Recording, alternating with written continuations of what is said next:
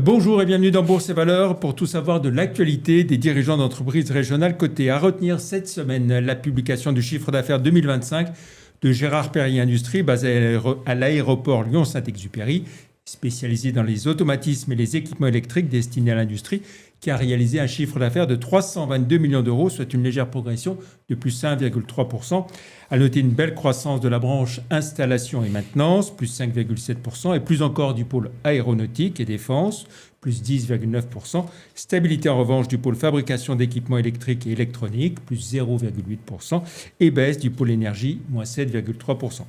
Les résultats de Gérard Perrier Industries seront publiés à la fin du mois, le 30 mars. En bourse, Gérard Perrier Industries cotait 84,20 € le 6 mars, soit un gain infime de plus 1,45% par rapport au 1er janvier, en chute de moins 1,4% en un an et un gain de 22,7% en 5 ans. On retrouve à présent notre invité, Jacques Mottard, PDG de Sword Group. Bonjour. Bonjour. Merci d'avoir accepté notre invitation. Alors, petite carte de visite de Sword Group, 3600 spécialistes de l'IT digital, actifs sur plus de 50 pays. Pour quelle activité plus précisément ? Je serai non snob et je vous dirais la data. Et la data, ça inclut tellement de choses, dont l'IA. L'IA n'étant qu'un outil. Voilà, alors on va reparler de l'IA un peu dans un instant. Sur la data, est-ce que vous pouvez nous expliquer qui sont vos clients, ce que vous faites pour eux ? Nous, on est assez particulier. On a 18 pays où on est installé et on a 66% de chiffre d'affaires sur des grandes organisations internationales. L'ONU, l'UE, même le sport, l'UEFA, le CIO. Donc, on a une stabilité. Et il y a 20% pour l'énergie. Donc, on est un petit peu en dehors de la crise à 94-95%. Voilà. Et donc, c'est un groupe qui est né à Lyon, dont le siège social aujourd'hui est au Luxembourg, mais vous restez lyonnais. Oui. Hein, voilà. Alors, vous avez cédé l'activité France il y a 5 ans. J'en profite pour dire que je paye tous mes impôts en France. Merci. Vous avez cédé l'activité France il y a 5 ans. Exactement. Il y avait une clause de non-concurrence de 5 ans. De 5 ans. Je suis libre. Voilà, vous revenez alors ? Oui, mais pas de la même manière. On revient sur l'hyper spécialisé avec 3 domaines. L'IA, mais ce n'est pas comparable. L'IA, c'est l'outil. Cybersécurité, c'est un objectif. Et ce qu'on appelle le multi-hybride cloud computing. Voilà. Alors, on en vient au résultat 2025 de Sword Group. Déjà, le chiffre d'affaires, 357,7 millions, une croissance de plus 12,2% ou 12,3%. Oui. Croissance identique dans toutes les zones où vous intervenez ? Dans toutes les zones, hormis en facial, le Belux, parce qu'on a vendu une société. Voilà. Donc, belle année 2025 ? Très belle année et je pense 2026 va être meilleur. On a quand même ramé en 2025 sur le chiffre d'affaires, sur le volume. Là, 2026 s'annonce excellent. Voilà. Et sur le volume, c'était quoi qui faisait que ça ramait Il y a eu l'énergie. Oui. Parce qu'on est allé un peu trop vite sur les renouvelables. Là, ça a été très dur. Et certains domaines comme le CEO qui a reporté des décisions. Des nouveaux clients, de nouveaux marchés ? Les nouveaux marchés, celui qui marche bien maintenant, c'est le Moyen-Orient. Oui. Notamment avec l'Arabie Saoudite, où nous sommes maintenant installés, où nous avons des contrats. Et les Émirats Arabes Unis, et nous sommes à Dubaï, nous ouvrons à Abu Dhabi. Voilà. Et alors, vous devinez la question que je vais vous poser. Est-ce que depuis 8-10 jours, ça complique les choses pour vous ? Je vais éviter les relations de vous rappeler ce que disent certains touristes enfermés dans des parkings d'hôtels alors que 90% des clients sont encore dans leur chambre. Donc, il faut être sérieux. À Beyrouth, aujourd'hui, 100% de nos 300 staff sont au bureau. Aujourd'hui, je les ai eus ce matin. Et aujourd'hui, tous les gens de Dubaï travaillent, la moitié en télétravail, l'autre moitié que j'autorisais, et l'autre moitié au bureau. Non, nous n'avons pas de problème local. Alors, on en revient à l'exercice 2025. Côté rentabilité, à un niveau d'EBITDA conforme à vos objectifs, une marge de 12%. Ce qui est pas mal et ce qui me rend un petit peu étonné de l'évolution du cours de bourse. Oui. Mais on y arrivera. Bon, perspective 2026, un très bon niveau de carnet de commandes. Hein, Oui. Plus de 21 mois Voilà. de carnet de commandes. Hein, donc, autant dire une belle visibilité. Une belle visibilité, et je répète, avec des clients qui ne vont pas annuler leurs commandes du jour au lendemain. Quand vous travaillez avec des PME et qu'une PME commence à avoir des difficultés, il y a toujours le risque d'annulation. Quand vous avez des commandes de l'UE, de l'ONU, ça roule. Décroissance externe pour compenser la cession de la société typique, par exemple. Donc on a ouvert l'Espagne, donc il a fallu acquérir à Madrid, et ça marche très très bien. Avec deux principaux clients, Telefónica et Fremap, à savoir assurance Et vous n'y étiez pas téléphonie. auparavant en Espagne? On était à Barcelone. Oui. Et ce coup-là, on a. Madrid. C'est pas bien de dire que Madrid gère Barcelone parce que c'est toujours compliqué entre eux, mais dans la réalité, si. Il y a un patron et il est à Madrid. Alors, un mot sur l'IA. On a parlé data, mais l'IA aussi. Dans votre secteur, prend forcément, évidemment, énormément d'importance. Comment déjà est-ce que tout ça se matérialise? L'IA n'est qu'un outil. C'est sans doute l'outil le plus facile qui a été inventé par l'homme. C'est le seul outil qui vous dépanne. Il faut quand même le remarquer. Donc, n'en faisons pas un problème. L'utilisation de l'IA est plus compliquée.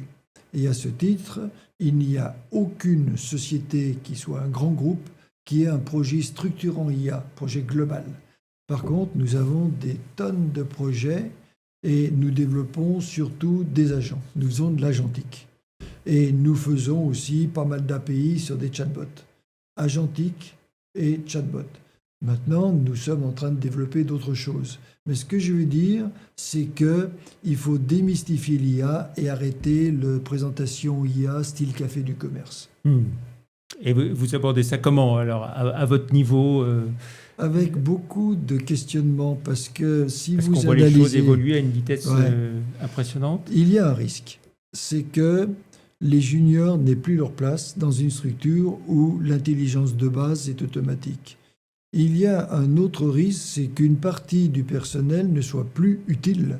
Si vous avez besoin que de poser des questions, de prompt engineers, vous n'avez plus besoin de développeurs. Et il risque d'y avoir une déconnexion entre l'élite qui fait des specs intelligentes et qui va très vite, et des réalisateurs qui vont se déclasser. Donc, il y a deux risques, sociétalement, les juniors et un déclassement, c'est-à-dire un gap entre l'élite et les autres. Et ça, c'est dangereux. Vos clients dont on a parlé, ces grands comptes, un très grand compte, est-ce que c'est eux qui sont demandeurs ou c'est vous qui leur proposez des solutions? Ils sont et demandeurs et on propose des solutions, mais ils sont prudents. Parce que l'IA ne va pas vous faire une automatisation complète de processus. Ça, c'est de la bêtise aujourd'hui. À 2-3 ans, je n'y crois pas.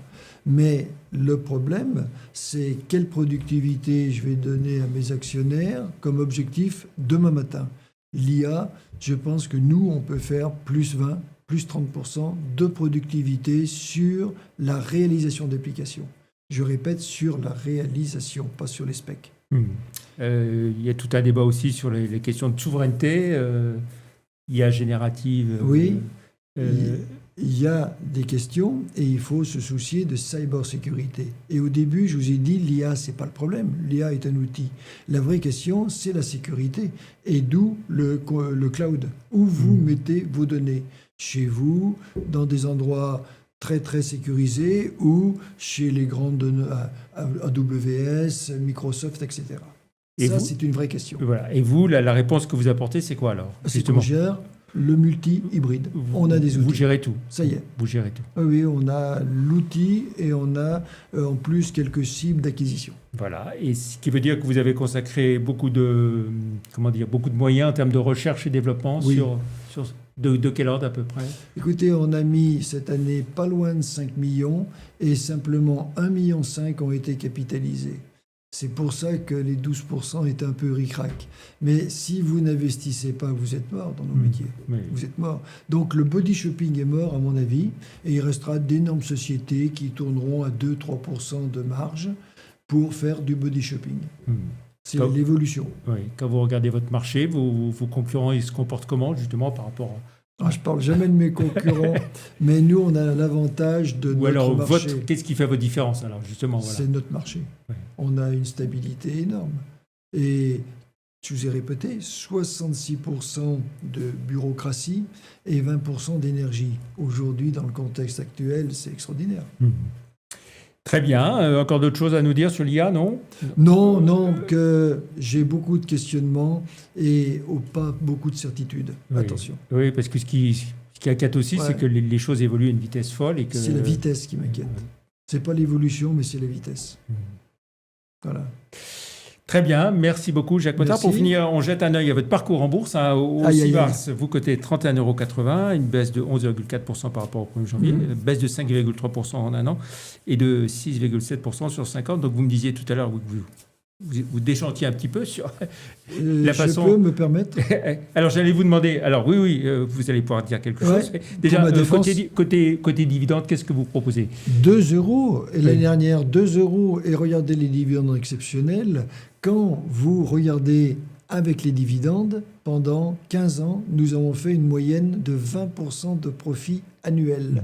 Nous avons une petite 18 mois difficile. Et ça veut dire que vous reversez quelle part de votre résultat net en dividende Le résultat, on va prendre de l'EBITDA, la moitié. La moitié, 50%. La moitié de l'EBITDA cash. Ouais. Donc un petit coup de gueule Non, pas de coup de gueule, mais il faut faire attention parce que tout le monde est moutonnier actuellement. L'autre jour, IBM est descendu de 13%. Vous savez pourquoi ? Dites-moi. Non, mais vous allez nous le dire. La valeur d'IBM, c'est l'intelligence des gens. Or, l'intelligence des gens va être remplacée par l'intelligence artificielle. Donc, dans ma valorisation d'IBM, il faut que je supprime cette valeur intrinsèque de l'être humain intelligent chez IBM. Je vous promets que c'est vrai. Oui. Alors, on l'a bien vu aussi quand Seb a fait un profit warning, combien il a perdu en bourse. Voilà. Bon. Merci. Ça finira par être entendu. Ah, je suis sûr.